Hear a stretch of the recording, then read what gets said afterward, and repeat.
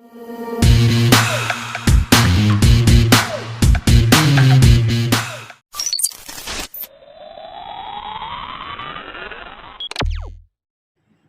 Friends, எல்லோரும் எப்படி இருக்கீங்க? நல்லா இருக்கீங்களா?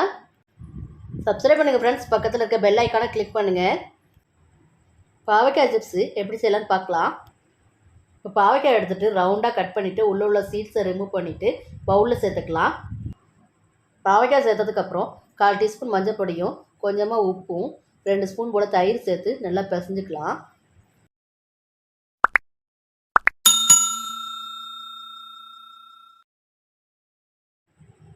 நல்லா பிசைஞ்சு கொடுத்து மூடி வச்சு ஒரு 20 நிமிஷம் போல் பாவக்காய் ஊற வச்சுக்கலாம். A few moments later. 20 நிமிஷம் ஆயிடுச்சு. இப்போ ஊற வச்ச பாவக்காய் கூட கொஞ்சமாக தண்ணி சேர்த்துக்கலாம். தண்ணி சேர்த்து நல்லா மிக்ஸ் பண்ணிவிட்டு பாவக்காவை நல்லா புழிஞ்சி ஒரு பிளேட்டில் எடுத்து வச்சுக்கலாம்.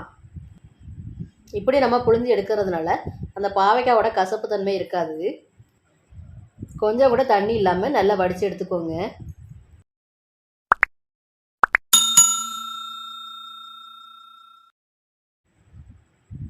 நம்ம தண்ணியை புழிஞ்சு எடுத்த பாவக்காவை இப்போ பவுலில் சேர்த்துக்கலாம். இப்போ நம்ம அந்த பாவக்காய் கூட 1 ஸ்பூன் மிளகாத்தூளும் 1 ஸ்பூன் கறி மசாலா தூளும் ஒரு 3 ஸ்பூன் அளவுக்கு அரிசி மாவு, 4 ஸ்பூன் அளவுக்கு கடலை மாவு, இது கூட தேவையான அளவு உப்பு, 6 பல் பூண்டை நம்ம இது கூட தட்டி சேர்த்துக்கலாம். இப்போ இதை நல்லா மிக்ஸ் பண்ணிவிட்டு கொஞ்சமாக தண்ணி சேர்த்து நல்லா விரசி மிக்ஸ் பண்ணிக்கலாம்.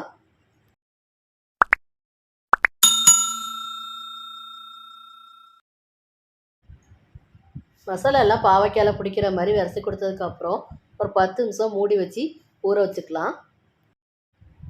இப்போ ஒரு கடாயில் பொரிச்சு எடுக்கிறதுக்கு தேவையான அளவு ஆயில் சேர்த்து ஹீட் பண்ணிக்கலாம். இப்போ ஆயில் நல்லாவே ஹீட் ஆகிடுச்சு. ஊற வச்ச பாவக்காவை ஆயிலில் சேர்த்துக்கலாம்.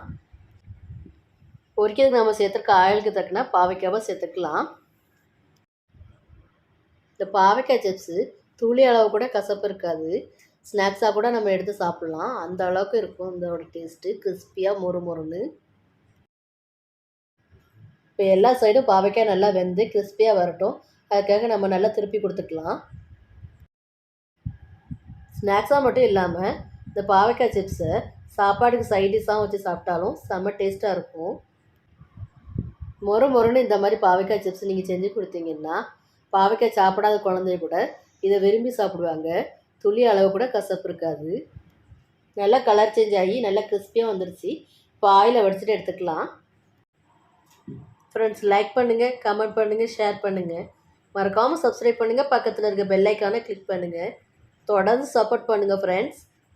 தேங்க்யூ. Bye.